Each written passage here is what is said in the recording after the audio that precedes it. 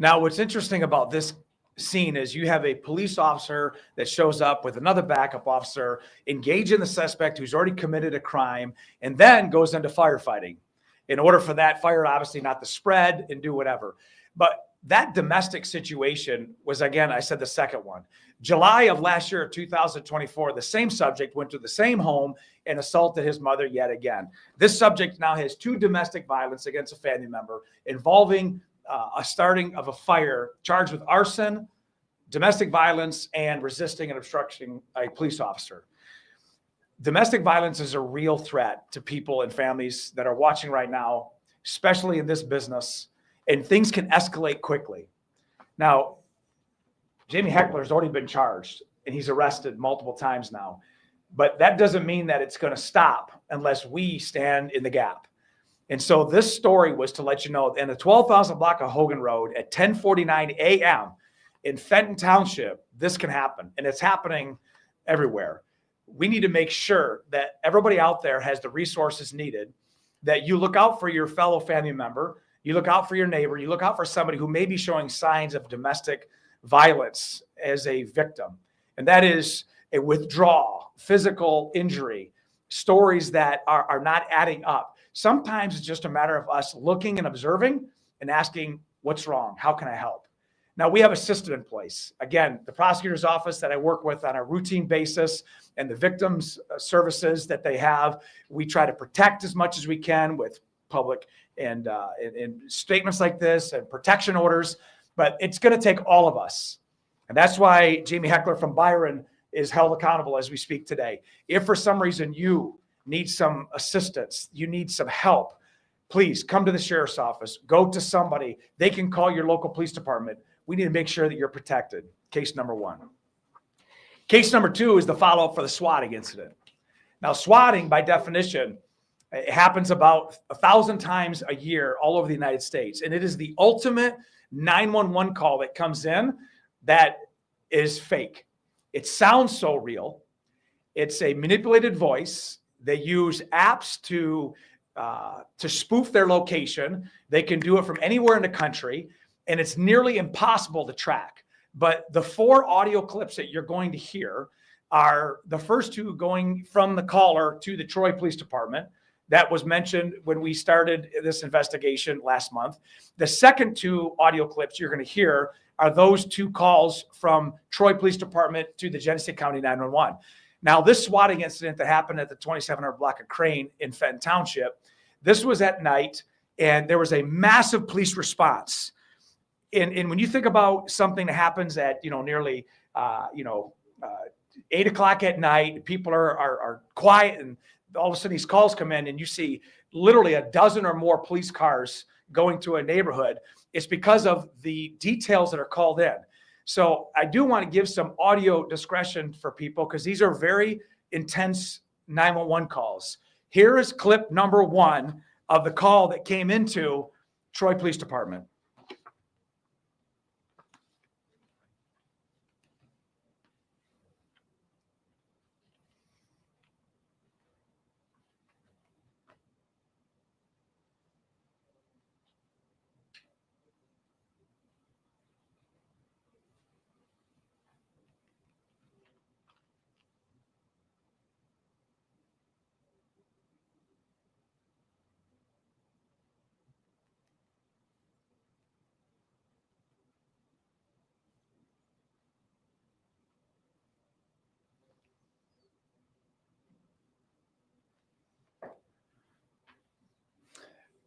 Stunning detail.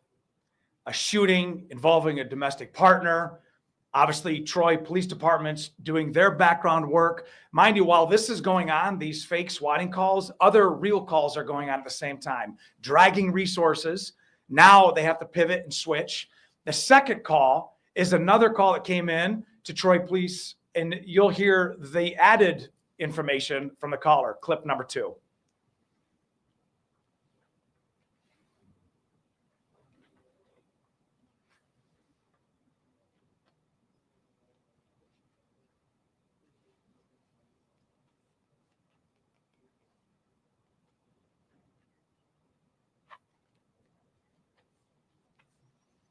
Clip number 3 is a short call from Troy to the Genesee County 911. And I want to highlight how professional and how much of a demand a 911 dispatcher has on their shoulders when calls come in. These are call takers that nobody sees, nobody hears, but they take the information all day, every day, around the state, around the nation, from people that are in panic. And again, this is what they need to process, and immediately as they're getting information, distribute it as fast as they can to dispatch for police, fire, and EMS response in order to keep everybody safe as much as possible. Clip number 3 is the call from Troy into Genesee County 911.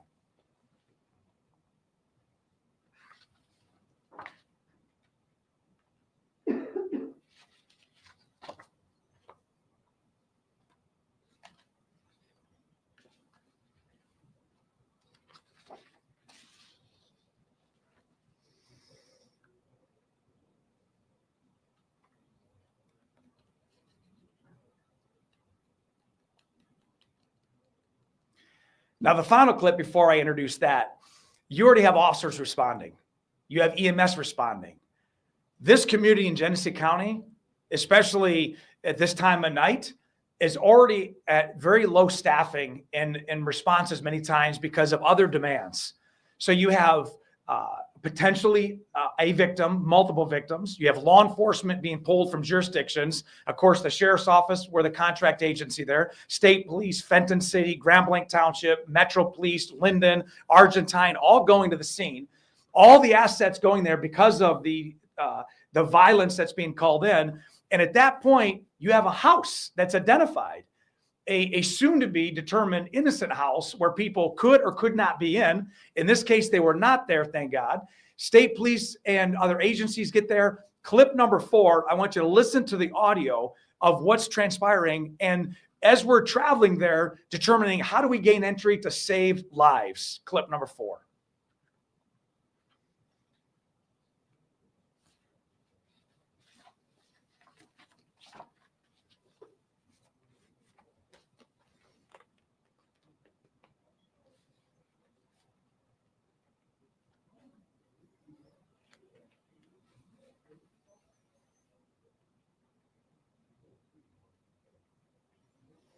The tragedy of this whole scene is the fact that this was a fake call and nobody can be held accountable.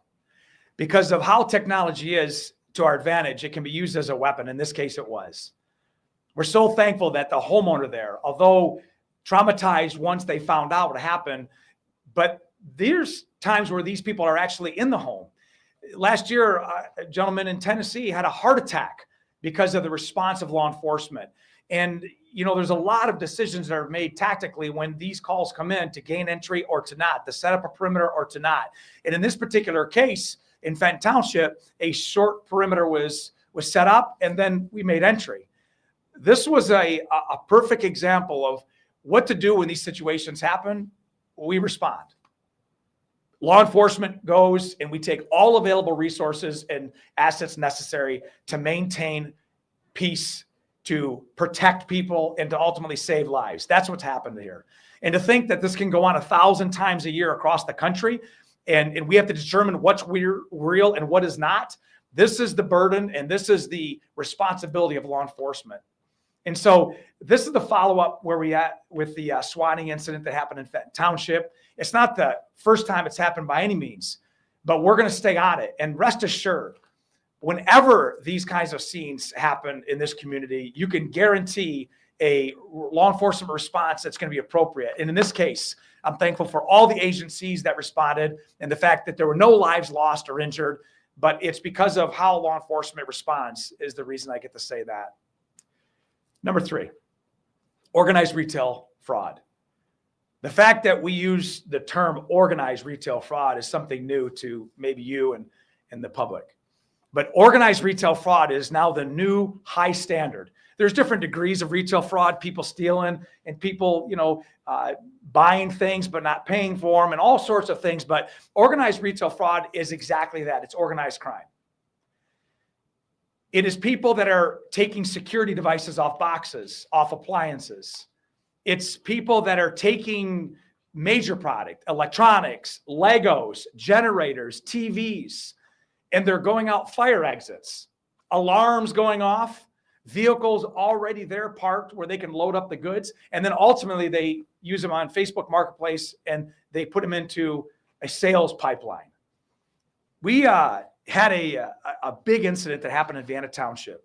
Lieutenant Andy Snyder, who was the officer in charge up there, was able to arrest 4 individuals. These 4 individuals, 2 of them were brothers and a girlfriend. They would go to the Walmart up in Clio and do exactly that. Load up carts and carts of electronics and all sorts of gear. They would take off any security tabs and right out the fire exit door they went. These 3 suspects that I want to introduce you to have not just done it there, but across the county and around the state. The first one is the brother, Matthew Hunter. Matthew Hunter, 41 years old. His brother, Michael Hunter, 39 years old. Family friend / girlfriend, Angela Kosecki, 42-year-old. All of which are from Bay City.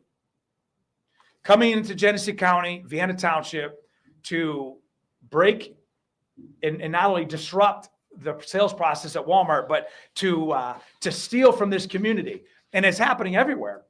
And these 3 individuals and a 4th one who's being sought after, they have a plan. This is what they do. This is all that they do. They were all arrested. They were charged with this organized retail fraud, which is a 5-year felony.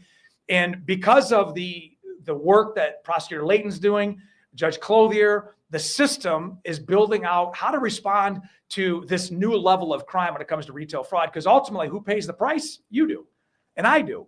And those that go to shop, because there has to be a makeup for all the lost items that are done. I share that because this isn't just something that's immune, for certain neighborhoods. This happens everywhere. And it doesn't happen just from people coming to Bay City. Here's an example, and our final example of Edric McDougal, a 26-year-old from Flint. He is on the watch list because he's already been arrested in Oklahoma, Connecticut, Massachusetts. He was arrested here in Genesee County. He was charged with organized retail fraud. He's on federal probation for a firearms charge, which is a Glock switch, where he was convicted of making a handgun into a fully automatic machine gun pistol. That's what a Glock switch is. This guy's already on federal probation, going to multiple states and ripping off the security tabs from high-end appliances and high-end electronics, and out the door they go. What do we do with that? Again, we stay vigilant. We're so thankful that loss prevention is on these big box stores, but not everybody has that ability. Not everybody has that resource they can tap into. So you have small businesses and other retailers that are trying to keep their product from being stolen. This is where, when you see something, say something, and let loss prevention or law enforcement show up. And we're going to do our part the best we can in order to find and hold them accountable. These are the cases I just want to give you an overview. There's a lot that we do at this office that it really does, show the bright side of life. But not every time are we able to do that. We also want to show you the reality of what's happening. And so I just want to say thank you to all the law enforcement response, all the things that have happened to get to where we are right now. But I owe it to you to do a follow-up on a lot of these cases. Any questions? Yes. So was anyone arrested or charged in the swatting case, the Benton Township one? So the question was anybody arrested in the swatting case? The answer is no. Because it is a spoof that's an app-based where they can change the numbers instantaneous, modify the voices, it's nearly impossible to identify the caller. That's the danger. Do you know if there's any, I've talked to smaller police departments about swatting and stuff. Do you know if there's any technology being developed to try and track these calls or anything like that you're looking into? The technology that changes daily, and we see that through Ghost, with the original Ghost model having just web-based sites, now hundreds and hundreds of app-based sites that chats go to and texts. We're always working with a number of state and federal agencies to say, how do we track them? And in this particular swatting case, as of this, we're still doing it, but no luck yet. And then I also have a question about the organized retail fraud for the smaller businesses that don't have the loss prevention. Mm-hmm. What should they do to be safe when confronting retail theft, or at least steps that they can take to protect their business and maybe even like ensure like the prosecution happens. So the question is for businesses that don't have the resource of loss prevention, how do you confront? Again, remember, this is still a property crime. Don't risk your life for something that's a property crime. It's not worth it. But ultimately, I encourage business owners and law enforcement to have a great relationship before they're needed. And that's why if you're a business owner, go to your local chief, your local sheriff, and invite them in and come on in and have that response and let the officers in that area know who you are and where you are. A lot of that is just response, but ultimately we've got to use countermeasures, technology with cameras and different things on the inside where if we show up in a timely manner, we can catch them. If not, we can use that technology to hold them accountable. And ultimately our prosecutors in courts, the sheriffs and the chiefs in this community and any other community, we can do the arrest, we can do the investigations, but ultimately the prosecutors and the courts determine the outcome. In terms of the 3 that you said were arrested in Clio, you said they were from Bay City. That's right. I assume you're working with the sheriff's department. That's of right. Bay City to possibly get a search warrant for the home. And are there other potential places out there, or are there other potential places out there that have been part of this scheme? And 2, are there other folks that are involved in this? Is it part of a bigger network? So a couple questions there. Mid-Michigan asked about, do we work with Bay County, Bay City, because the suspects are from there? Number 2, there are search warrants done, and is this a bigger ring? Number 1, yes, Bay County Sheriff's Office and city have worked with us from the get-go. We were able to go up there. In fact, this whole investigation was broke open because once we saw the retail fraud and we saw these items being listed in the marketplace, we were able to make a purchase and take them in custody. The second thing is, yes, property's been secured as much as we can. Whatever stolen property was taken has been seized. And I believe this particular ring was only those 4 people. We have 1 more outstanding, but I wanted to put their picture up because these 3 have been identified and charged. And ultimately they have they're pathological. This is what they do. They're serial organized retail fraudsters. On the swatting case, does the fact that the call comes into the Troy Police Department set off any alarm bells, or do you just have to take everything like it's the worst possible scenario? Yeah, that's a great question. Back to the swatting. When it came into Detroit Police Department, which is Oakland County, I can tell you firsthand when I hear these calls go out, your immediate response is it's real. We always act as though it's real until proven otherwise, even if it's as salacious and bodacious and as violent as the details that you heard earlier.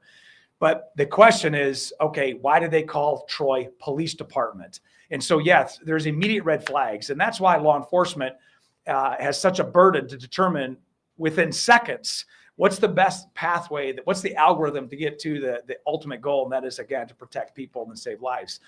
But these are all red flags. And because many veteran officers have heard these calls, the last thing we want to do is say, oh, that is just like the last one, when in fact this one, God forbid, may be real. So you have to go there and act like it is 100% real with all available resources and assets, which is the reason why they're so taxing on the system until proven otherwise, including breaching a door into a home where it actually did not happen. I have one last question. Yes. On the swatting case as well. Are these homes like chosen at random? Yeah. So the question is, are these homes chosen at random? I don't know the psychology of why they would choose something. I would guess because there's no connection between that home, the homeowner, and any other issue, that it's just a random home that's chosen. If you look on national news, you'll see that many celebrities' homes have been chosen as a swatting home. And I think there's probably some methodology, some sick minds behind it. But in the case that we have in Fenton Township, there was no connection as to why that home was chosen. Yes, one more. As far as the retail fraud, you said you guys were able to spot something through Facebook Marketplace. Is there any tips you can give to people who are maybe using those type of sites to, a deal that may be too good to be true or something like that? It's another great point. Marketplace is something that's very, and the statement that you made that I really want to highlight is sometimes a deal is so good to be true that it turns out not to be. So use caution. I'm cautious not to say, that marketplace is used in 99% of the way it's supposed to be, for people to have virtual garage sales and to create e-commerce and many times have a whole business. But when something gets your gut, we say this all the time in law enforcement, when your gut is not right, that's why we encourage people, you don't know the buyer, go meet at a public location. Go meet at a parking lot. Bring somebody with you. We just saw this again in Fenton, a Facebook marketplace when it comes to seats from a car last July turned into a homicide. So I don't want to scare people off of what marketplace can. Use a safety mindset no matter where you are. But ultimately, if there's a deal out there that you think this isn't right, then back out, call 911 and let us look into it. So thank you very much for tuning in for another weekly briefing. And ultimately, if you need anything, any help, you can contact this office. You can go to your local police department. And ultimately, I'll see you next time. Be safe.